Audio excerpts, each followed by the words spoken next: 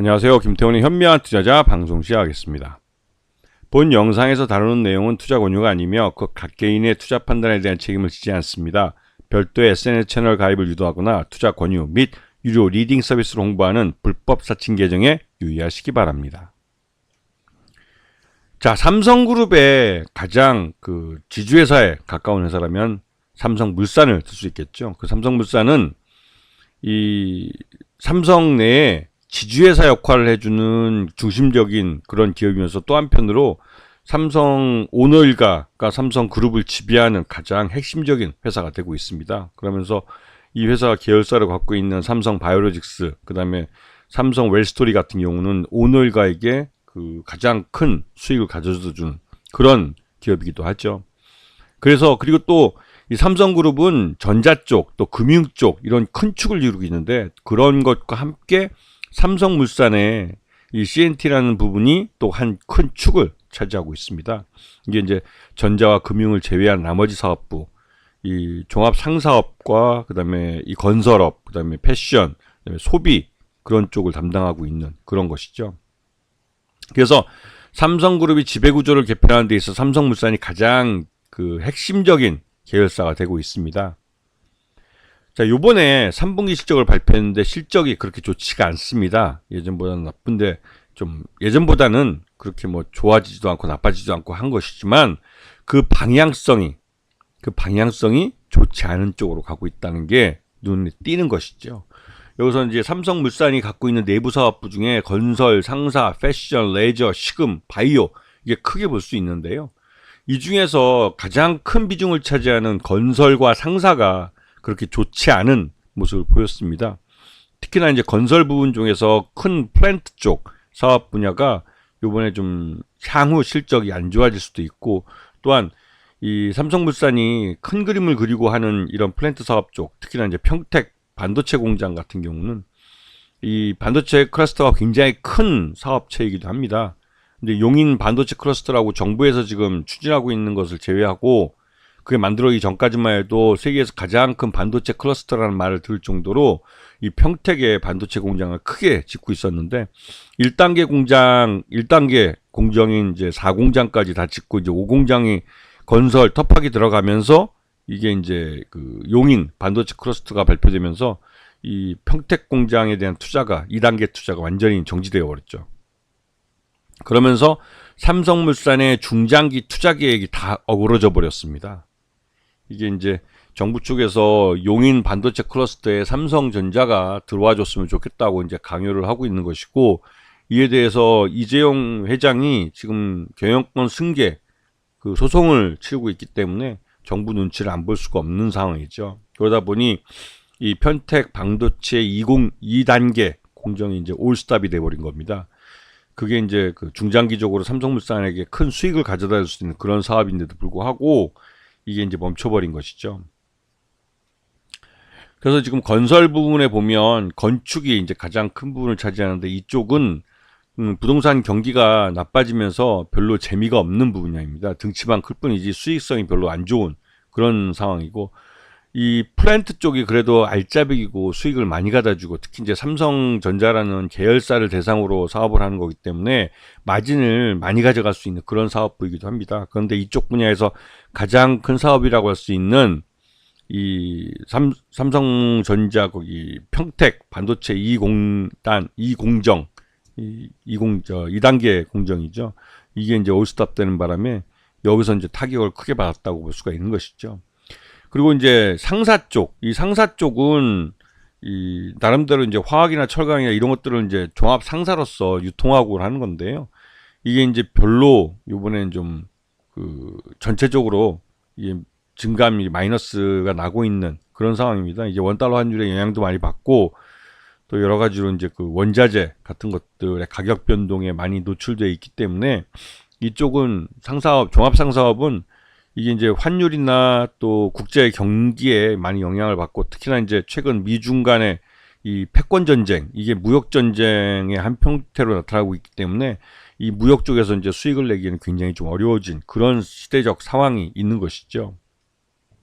그리고 패션이나 레저 이쪽은 이제 소비와 연결되어 있는 거라 소비가 국내 내수가 좀 안 좋아지면 이쪽도 역시 실적이 별로 좋지는 않습니다. 그리고 이제 식음과 바이오, 특히 이제 바이오 쪽은 삼성 바이오로직스의 최대주주가 삼성물산으로서 이제 삼성 바이오로직스의 지금 2단계, 여기도 이제 송도에 있는 2단계 공장에 투자를 하고 있는데요. 이쪽은 내년 그 3월 달까지 5공장을 완공시키면 4월 달부터 이제 5공장이 가동을 합니다. 지금 벌써 이 삼성 바이오로직스 5공장에 대한 수주도 이제 일감이죠. 일감을 수주하려고 그 사장이 전 세계를 돌아다니면서 이제 제약사들을 만나서 공장 수주 물량을 받아오고 있습니다. 그래서 이쪽 바이오 쪽은 잘 순항하고 있는데 그렇게 해서 삼성 바이오로직스의 기업 가치는 계속 커지고 있습니다. 내년에 이제 3월 달에 완공이 되고 4월 달부터 가동이 시작되면 삼성 바이오로직스의 실적을 한 단계 더 점프업을 할 가능성이 큰 것이죠. 그렇게 해서 이제 이 삼성 바이오로직스의 최대주주인 삼성물산도 삼성 바이오로직스의 실적 증가 또 기업 가치의 증가를 영향받아서 이제 삼성물산도 그에 따른 이제 기업 가치가 재평가를 받을 수 있는 그런 상황인데 핵심 사업이자 주력 사업인 건설과 이 종합 상사 쪽이 좀 어려움에 빠져 있는 상황이죠.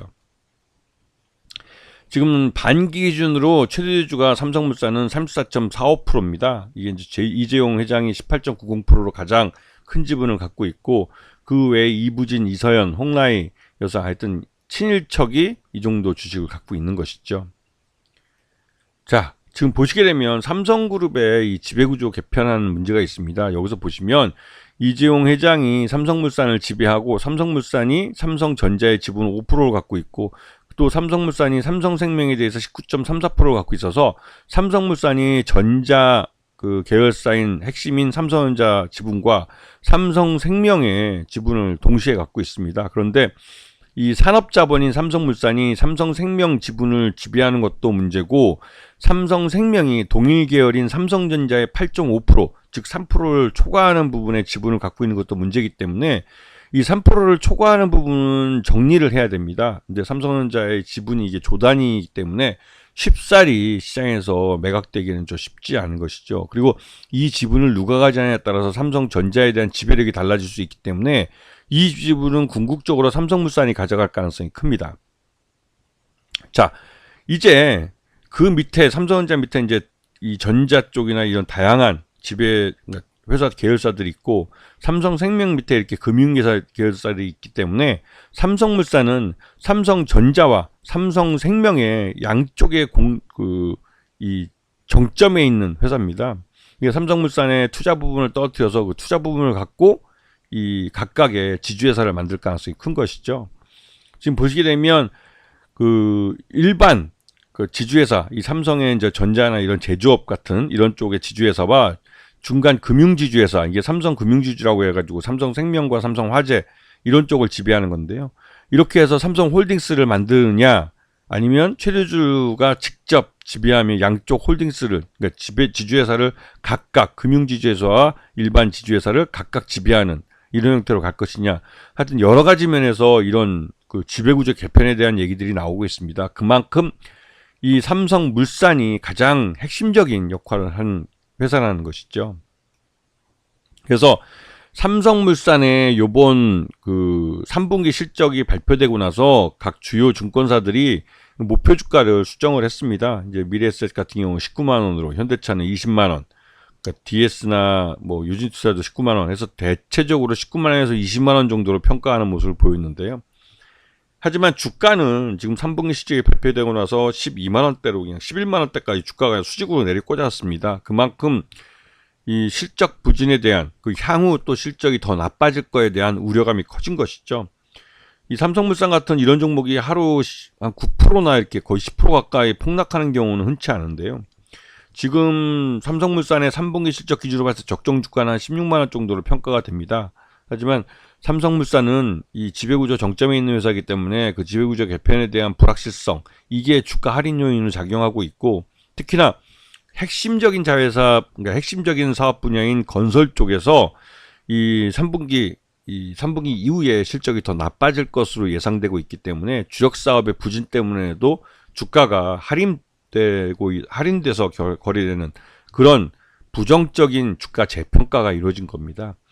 그래서 어차피 이제 주가가 흘러내릴 거면 단번에 오늘처럼 내려가는 게 좋은데, 그래서 일단은 그 주가가 급락이 나타났고, 이에 대해서 특히 평택공장에 대한 2단계 공정을 어떻게 할 것이냐에 대한 아직 그 삼성물산이나 삼성그룹 측에서 구체적으로 발표하진 않고, 일단은 그 투자 자체를 올스톱 해놓은 상태입니다. 이게 어정쩡한 상태죠. 이 평택 2단계 반도체 클러스터에 대한 이 투자 여부에 대한 불확실성을 제거해주지 않으면 삼성물산에 대해서 여전히 그런 불확실성이 지배하는 회사로 보여지기 때문에 이런 추가적인 주가 하락이 나타날 가능성이 큽니다. 그래서 지금 삼성물산 같은 경우는 이런 주력 사업이 부진, 그다음에 지배구조의 개편에 대한 불확실성, 이런 부분이 전체적으로 삼성물산에 대한 이 주가 할인 요인으로 작용하고 있는 것이죠. 그렇기 때문에 당분간 삼성물산 주가는 더 흘러내릴 가능성이 있고, 그런 리스크가 엄존한다는 것을 알고 여기에 대응을 하셔야 되는 겁니다. 아시겠죠? 자, 오늘 방송 여기서 마치겠습니다. 감사합니다.